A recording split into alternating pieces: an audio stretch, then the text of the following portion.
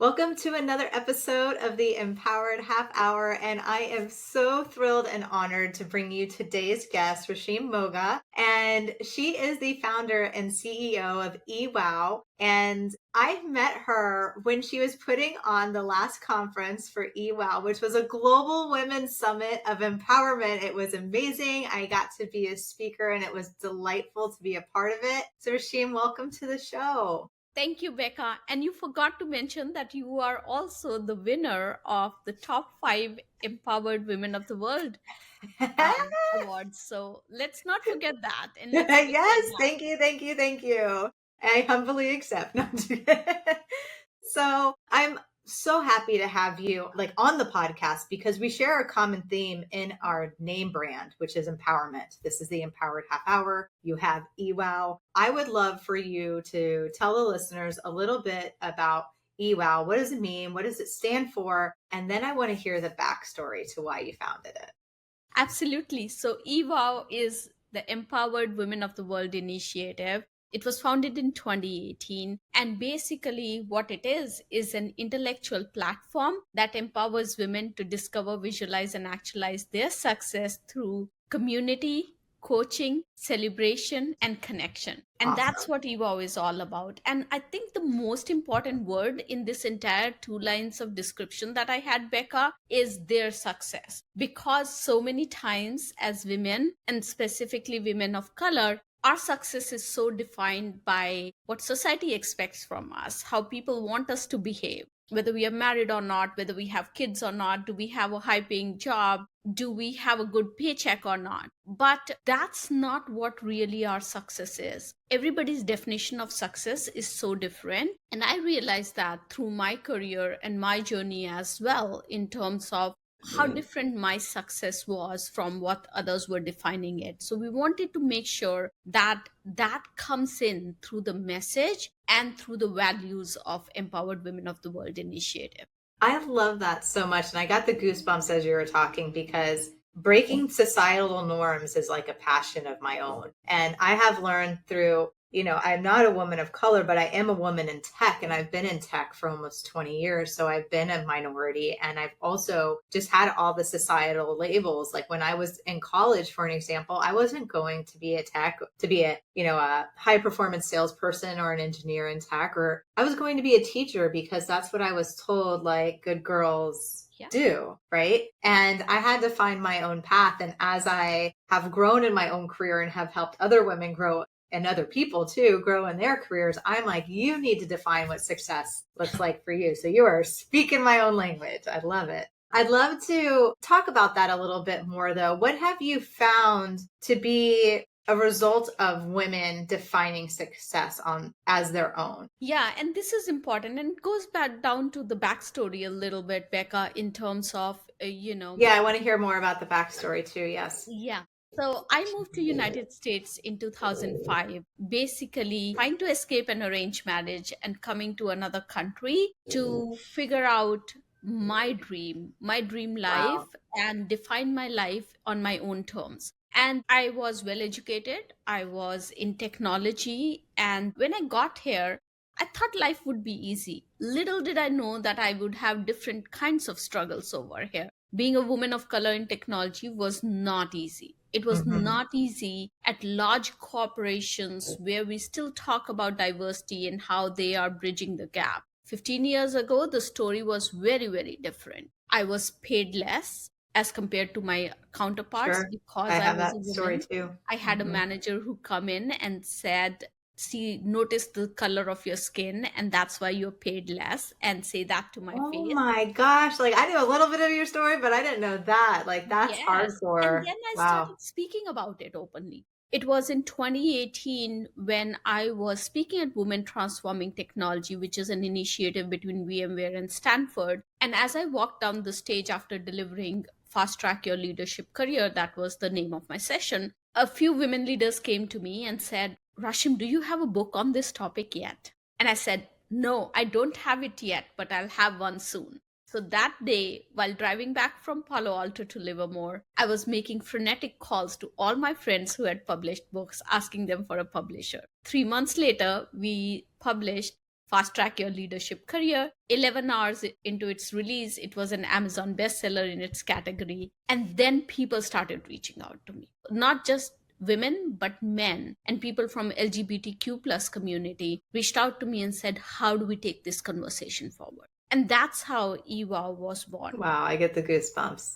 That's really Now, the incredible. product leader in me said, I need to build out a platform first. I need to invest in a product that I can put out there. And the innovative, think, act fast business leader said to me, what can I do today? And that's how we launched the eWOW podcast. And eWOW podcast, as Becca, has audienceship in 60 plus countries, available on 11 platforms. And that's how it was born. So the impact Wow. that I see every single day when women leaders, or even people of color, or people of LGBTQ plus community, and now a lot of men too, who are allies and who are still, I hadn't explored that side, but I see a lot of men also driven by societal norms and Oh, yes. feeling the pressure to be the provider, to be that one person that the family can look up to. And that pressure is enormous. Like, how do Yes. they define their success? So, over years, what I've seen is it's not just women who are benefiting from this initiative and what we talk about through our coaching programs and in our virtual summits. It's also male allies, it's LGBTQ plus community. And the impact has been anywhere from, you helped me realize that I was putting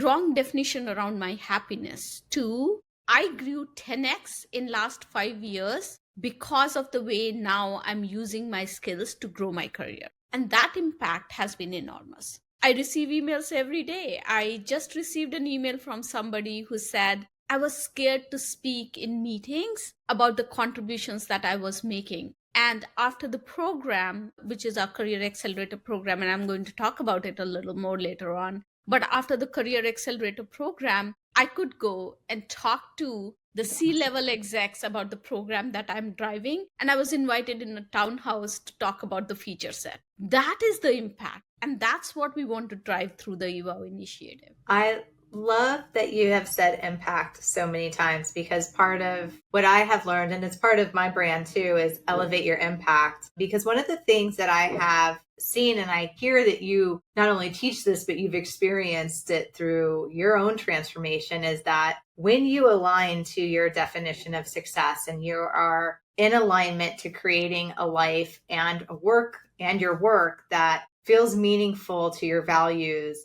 your impact increases like 10 times. Because Because then you're being your authentic self, because now you're not yes. faking it anymore, because now you are like, this is the whole me, and I bring in all my life Ah, experiences so and my good. diversity of thought and all the skills that I have that you might not even know that play such a big role in creating inclusive products and services. Now I I bring love it. all that to build something that's meaningful to our customers. I love it so much. I love it. I can feel your passion coming through too, which is awesome. So I want to ask another question. So we heard about your background and why you started the eWOW platform. And now I want to know, like, what were some lessons or some challenges that you've learned in standing up a platform that is highly impactful to others? Yeah, the first conflict was like, do I act as a product leader or do I act as a business leader, right? Becca, as Good you know, I've question.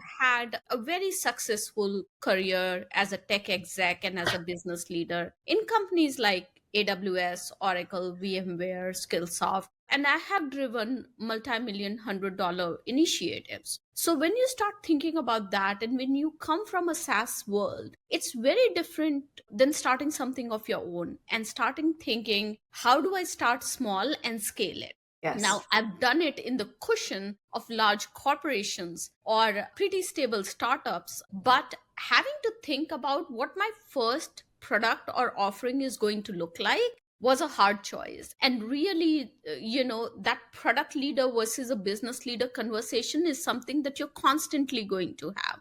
The other piece was in terms of defining the niche, right? I was a woman Yeah. of color in technology, but I'm also an author. I'm a public speaker. I Hmm. am a podcaster, a YouTuber. I do career coaching. So, how do I define myself? That was the struggle that I had to deal with before I could come up and talk to other women about it. And the biggest thing for me was to accept the fact that I'm so much more than my job title and the industry that I sit in. And I then love that. bringing that conversation into two other women as well. And that is the part that I really want to drill down into and want to make sure that everybody understands you are so much more than the company and the title that you have right now. Those are variables, they'll keep changing. If you Yes. start defining yourself with the job title and the company that you work for, your identity is always going to be changing and you would not know which identity Yes. you want to And go then you with. put yourself in a box. One challenge. So I had a very similar challenge. And then I found another challenge was that as I was redefining myself out, out and over beyond being a salesperson and technology, I ended up like blocking that piece out. I pivoted so far that I felt like I wasn't owning all of me. And so there's this alignment thing that it's so cool when you, and I could see you're ready to say something, but it's so cool when you start off on your own and you're starting to develop your brand because you get this chance to finally set yourself free from all the previous definitions. And in my case, I did a really good job standing everything else up, but I kind of forgot the salesperson piece. And I was like, hey, girl, come back in.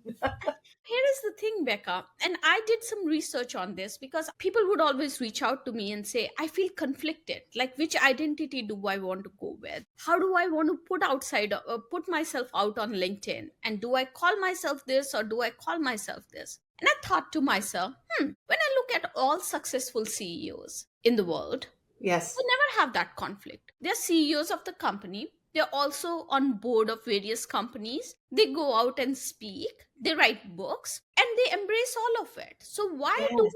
people who are yet not there at the CEO level, who are moving towards that, feel that conflict, feel that they're taking something away from their job to spin out or to leverage other skill sets that they have? They Yes. shouldn't, I right? agree wholeheartedly. These CEOs bringing all the experiences as board members, as speakers, as authors, and bring that back into their leadership. And that's what we should all be looking at. I love that you said that so much. So, listeners, this is a really important conversation that Rashim is having right now because, in the Empowered Half Hour, we have a lot of working professionals that are trying to stand up. I call it their and, right? They have this and that. And then the conflict starts of, should I keep them separate? And I am very much on the same page as you. I've learned this through going through the process. The more I am one, like the CEO you're talking about, is the more that I am one, the more impact I have in my business at Cisco and the more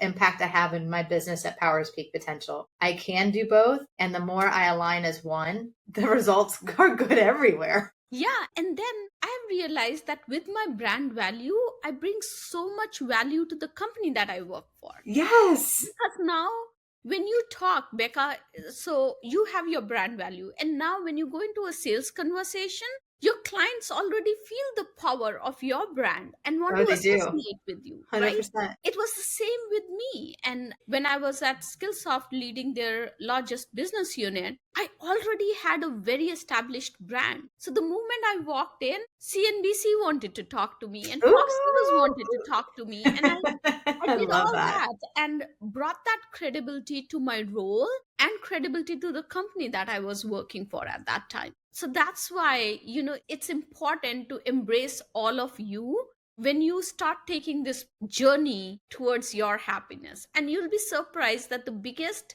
hurdle in that whole process is your own mindset rather than anybody else's. 1,000%. And that's a really good pivot point to another question that I want to ask you. So now that you're where you're at, what's the current aha that's up for you?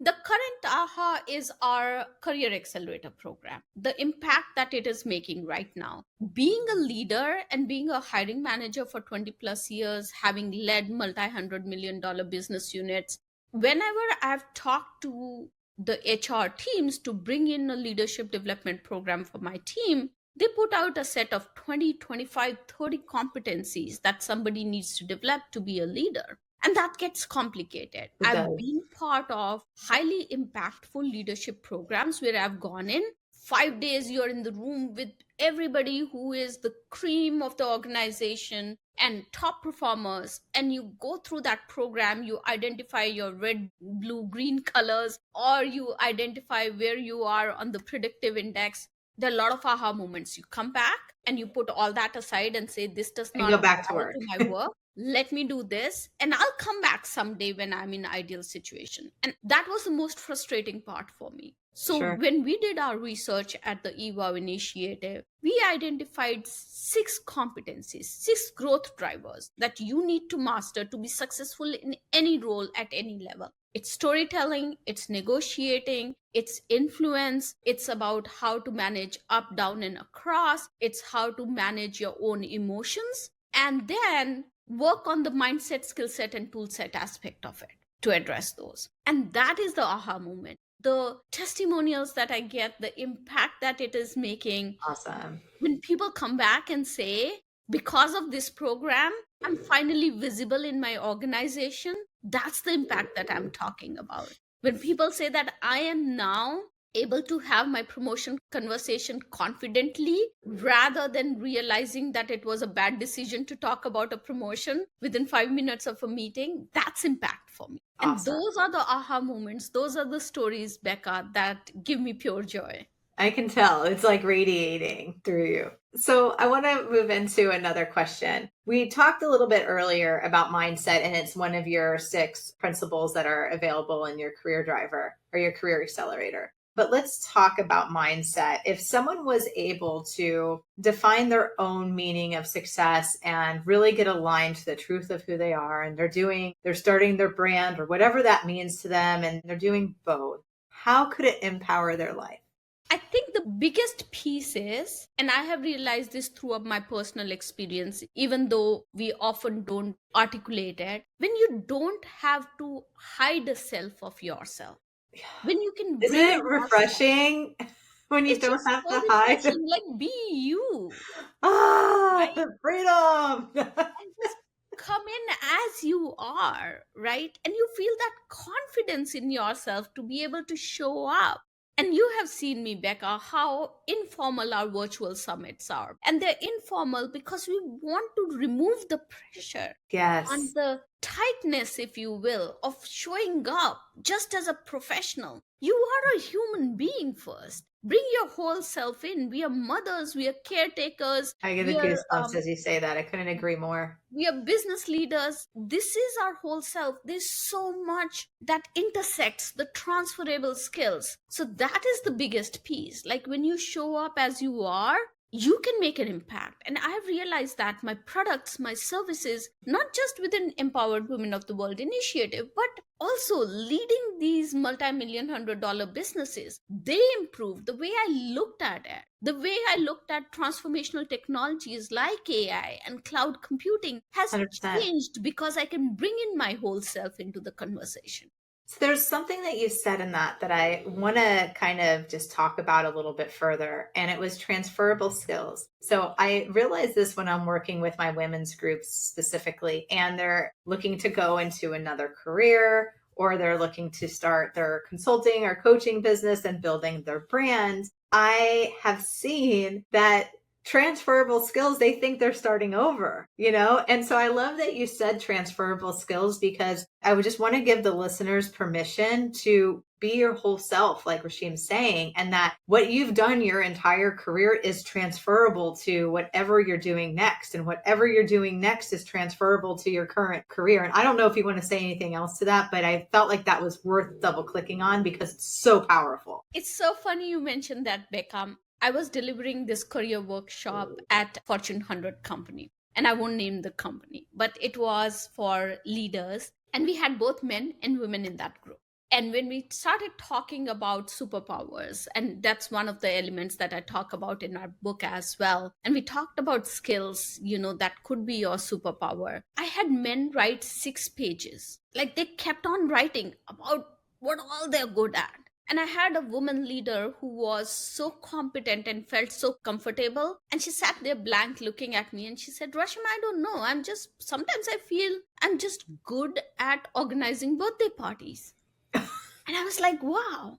And I'm Yeah. like, do you realize that that coordination piece in bringing everybody together is such an important transferable skill that works in Wow. your project management, in your program management efforts, in your product management, in your sales roles, right? When Yes, you have to fill in the RFPs and get everybody coordinated to build those RFPs, right? 100%. And I was like, that doesn't come easy to people. And how could you not just think about it and up level yourself from organizing birthday parties? And clearly, she was good at a lot of things because she was one of the leaders in that group who was recommended for the program. But it's amazing to see how sometimes we shrink ourselves, Yes. right? We can't build out a picture from an event. And that is part of the mindset that we work on in this Career Accelerator program I as I well. am so happy that you brought it back to the Career Accelerator, because I do want to encourage the listeners that if you're resonating with this episode, that you reach out to Rashim and her program. She'll share them all in a few minutes, but I got to work with her behind the scenes and I definitely put my stamp of approval on it. So the work that you do is just so important. So thank you for doing what you do. And P.S., if you hear any noise in my background, if it's being picked up by the mic, listeners, that is Bella, my French bulldog, snoring again, and I can't do anything about it.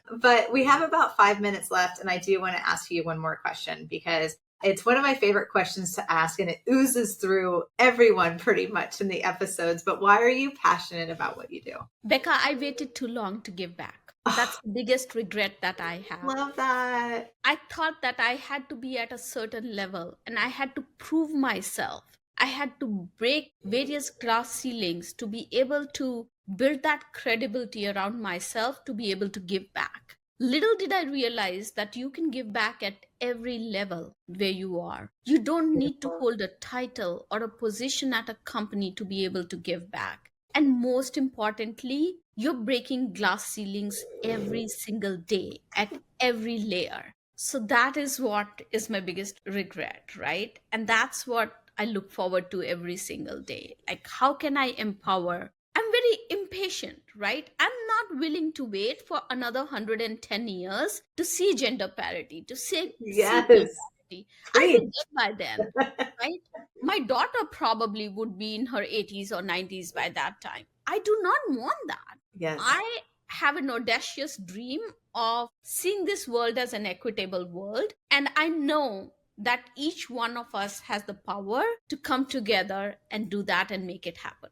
Oh my gosh, I got the goosebumps. And I feel your passion, and I feel the meaning behind it. Like, it really gives you a sense of purpose. And I love that you're getting to do what you love to do and making a difference in the process. Like, keep going, keep going. Every small little step in the right direction counts. That's how I Yes. look at it. And that's a really good takeaway for the listeners too. I know sometimes when we're planning new things and we've got big lofty dreams, or we've got a big difference we want to make, we're seeing the outcome and it seems so overwhelming. Yeah. But as Rashim said, just take a small step in that direction, because there's a saying that I have, but there's a beautiful unfolding. I would have never known how this all would unfold. It was impossible to know what my journey was going to look like. But with each step, a new piece unfolded. And just like for you, every time you took a step, a new piece unfolded, a new idea came, a new connection came. And then slowly you build this world that is powerful, meaningful, difference making. It's just really incredible. What's the maximum that's going to happen if you take the risk? You're not going to be successful in what you want to do, or success will look different. That's okay. You learn Yeah, something in the process, right? I love that. Yes, ma'am. So I know we're coming up on time. So let's take a second to share with the listeners how they can stay in touch with you. So, the best way to stay in touch with me is to connect with me on LinkedIn. There's only one of Rashim Mogha on LinkedIn. I'm lucky up until now. So, reach out to me on LinkedIn if you are really interested in the Career Accelerator program or want to explore more. Go to our website, ewowglobal.com, and you can find the details over there. You can also find me on YouTube and TikTok. I will say I'm not very active on TikTok, but I try to do an okay job over there. That's funny. I'm working on it myself. I haven't mastered it yet. So, all right. Well, let's close the session out with an empowering statement for the listeners. Keep empowering the world and keep empowering yourself. I love it. Well, Rashim, thank you so much for being a guest. It was awesome to have you. Thanks, Becca. And I can't wait for you to come to our eWOW podcast and start talking about the awesome work that you're doing. I'm super excited about your book. I can't wait to get my hands on the book. And Aw, I'm thank really you. wishing you all the best. You're doing some amazing work. Aw, thank you so much. We'll make a difference together. Yes, keep empowering the world. Exactly.